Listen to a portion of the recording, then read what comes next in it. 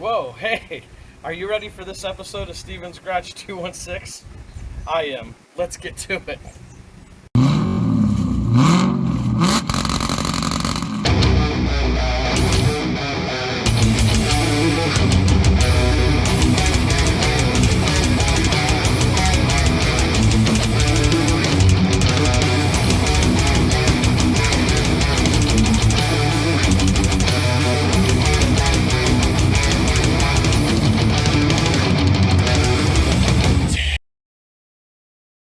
Welcome back to the channel. I literally crawled out of bed, got in the driveway, and ready to do some work. Before we go any further, for those of you that like my content or what's going on, please go down below, give me a like, hit the like button, subscribe, even make a comment on some stuff, and we'll go from there. Don't forget, I'm waiting for comments about what to do with this four-wheeler. Last couple of videos I've made comments, pretty good idea I think I want to make with it. Let's pull the drivetrain out and put it in a golf cart and get some wheelie stands going. Still got some stuff to do. There's the engine. There's the engine for the Corvette. We're going to work on that, but today's video is going to be a little weird, a little bit off. I've got a 2012 Ford Escape here. Two-wheel drive, four-cylinder, and a neighbor just asked me for some help, and I thought, okay, well, I can quickly do what he needs done to it because it's going to be a very easy job, something, you know, for you to look at. We've got the location and removal and replacement of the EGR valve. So let's take a look at that real quick on the vehicle. If you're ever not sure what liters you have or what's going on, you can find this sticker on most vehicles.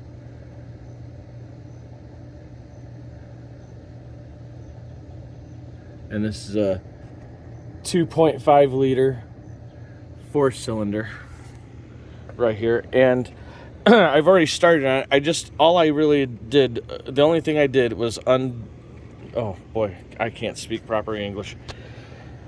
The only thing I have done so far is pulled this tube off from the throttle body to the air box. That's where that tube goes. That's the only thing I've done. Right here, this is the location of our EGR valve, and what we need to do to get to the bolts on it, there's one bolt there, there's another bolt on the other side, but our tube here, coolant tube, is in the way, and instead of undoing this clamp and losing fluid and all that, I'm just gonna see if undoing that bolt and that one down in there will allow this to pull away and make it easier to get to that. So let's do that. I'm going to try undoing those two bolts and see if that pulls away and makes it easier to get to. Let's see what happens. All right, so I've got them undone, both of them. I know it looks like it's undone. It's loose. See, it's loose.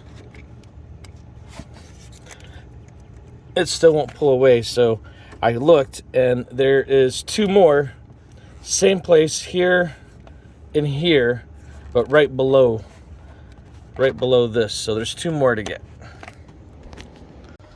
And I got all four out, and surprise, surprise, surprise. Surprise, surprise, surprise. We've got a loss of coolant anyway. But it did make it easier for me to get to all the bolts and stuff that I need to get rid of that EGR valve. So replacing a little bit of coolant is no big deal. So we got a bolt there, we got a bolt there, and that gets, oops, let me try to zoom in on that. We got a bolt right there to get, and there's one right there on the other side, right there. Get that in there. There it is. See, right there. A bolt there and a bolt there. Just those two, and the EGR valve will come right off. Okay, like I was showing you, we got that pulled away. Those 4 bolts there to get this out of the way are 8mm, And these two bolts here for the EGR valve are 10 millimeter. Okay, so next we've got to undo the wire here and undo that hose. And there is a gasket there in between the engine and the EGR valve. So let's undo this clip right here. Let's see if I can do this one-handed. Probably not. No. Gotta undo this clip and undo this clamp for the hose. Take the hose off. All right, we got the old EGR valve out, and we've got the new one right next to it. And this tube, at first I thought was a just a vacuum, but it is a part of this, and there's coolant coming out of that. And then I noticed that there's a hole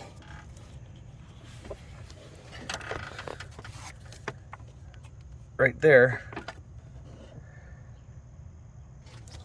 where it goes back in. So into here, out to there. But yeah, and that's your two mounting bolt holes right there. So what and there's your new gasket. So what I'm going to do now is I'm just going to clean up all this area here, even for this piece. I'm going to clean all that area there up, and then clean that area there up where the EGR valve goes. I'll clean those two surfaces up to ensure we don't have any leaks or problems. And that's what I'm going to do right now. Okay, so we got our area there all cleaned up, even for that. And we got our new gasket.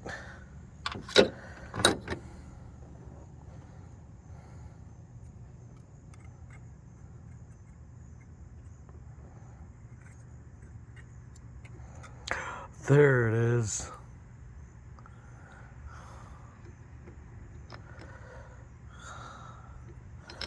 This will go like that.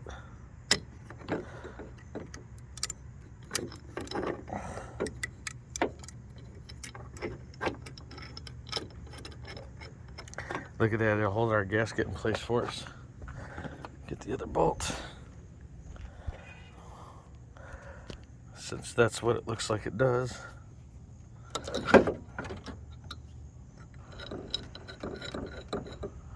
There. All right, now we're gonna get that bolted back on and set right back in place where it goes to there.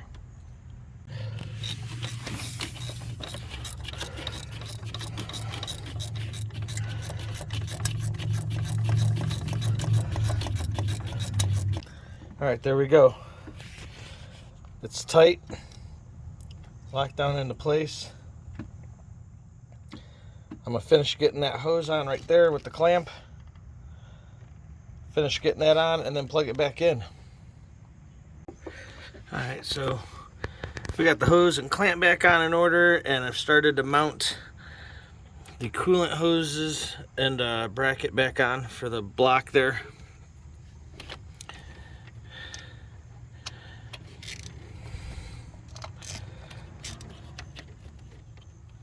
A little tighten there. Nope.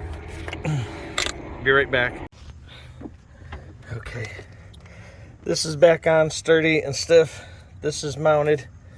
We're going to take our plug here and plug it back in. And then, oh, we lost a little coolant, so we're going to have to add some to the overflow over there.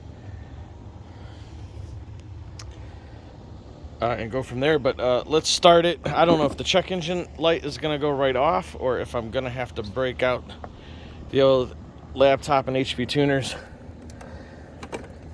and delete it. Let's throw the air box back on, the tube.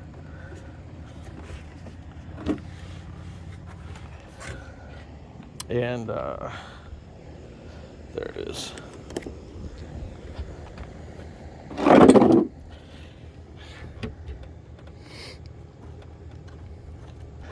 Comment below when we start it, is the check engine light for the EGR. Is the check engine light going to be off? Or am I going to have to erase it?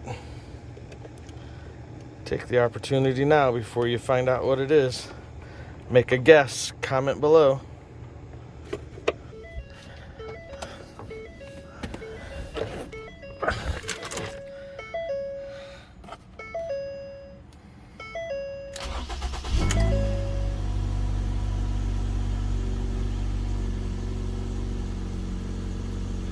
All right, so the check engine light stayed on. It will probably, chances are it will probably just go off by itself after a couple more cycles. Man, look at that. I slept good too. Chances are it'll just go off after a couple cycles, but I'm gonna go get the laptop. We're gonna hook it up to this thing, get it erased, and then I gotta add some fluid. Okay, we're up to temperature. We got coolant in the overflow. You can see it's full now. Turn it off. We're gonna turn it back on. We got our laptop out. That's right, I like Transformers.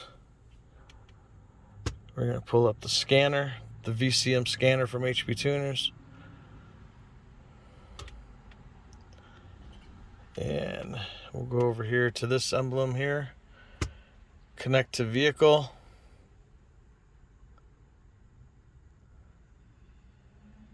And then we want this one here.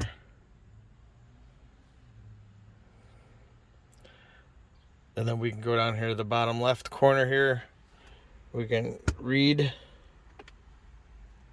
And what do we got? Exhaust gas recirculation, that's the EGR. And we got OBD system readiness test not complete. Well, we're going to clear both of those out and see if anything comes back. Clear. Clear. Exit. We'll stay connected to the vehicle. I'm going to hit the record button here, because we can monitor what it's doing. All right, and our check engine light went right off. And we can monitor. Oh, there's a glare on the screen. Sorry about that.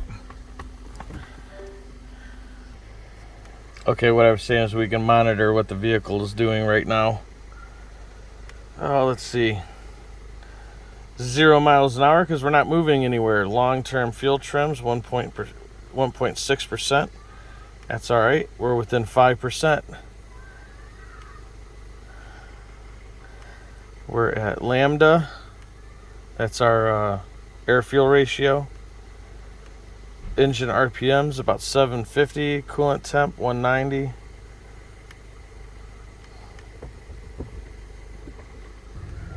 Everything looks good as far as I'm concerned. Everything looks good. We can scroll down here. I have a lot of things that I monitor on cars.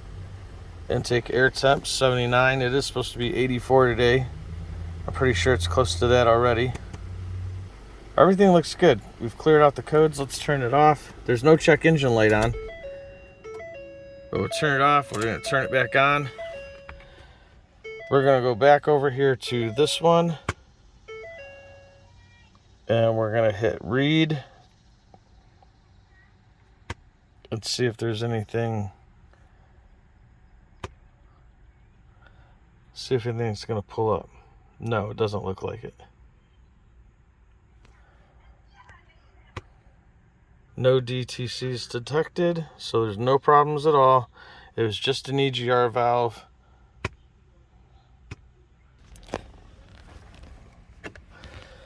Unplug the HP tuners from the vehicle. I'll say we'll give it a start one more time. No check engine light. Everything's fine. Might have to top off the coolant. We'll see real quick. Yeah, I'll add a little more to it. Let's set this here. And then what I can do is come over here. I can grab this hose, give it a little squeeze, Come over here to these hoses. Give them a little squeeze. The radiator hose. Give it a little squeeze. See it kind of moving over there. We got this lower hose right here.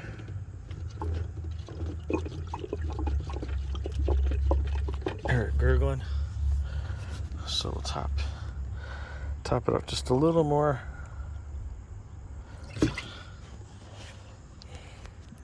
Just a little bit much. Okay, no problem though. That'll even out. It's fine. It will not overheat. So again, thanks for watching. Hope you enjoyed this quick little video of EGR Valve on 2014 Ford Escape 4-cylinder 2-wheel drive. We're gonna close the hood. And in the next video, what you'll see is the engine and what's going on, and getting it back together, finish getting it back together, possibly in the car. Again, I don't know what order I'm doing this in. Don't forget, we got a 4-wheeler we got to tear apart. It's no good. The frame is completely rotted, unsafe to drive. What can we do? What kind of crazy thing can we do with the drivetrain on that thing? Let's get it figured out. Make some comments below about that. We got an engine to do. Got to get this C4 back together. Thanks for watching. I hope you guys enjoyed this video. Like, comment, subscribe. Have a great day. Bye.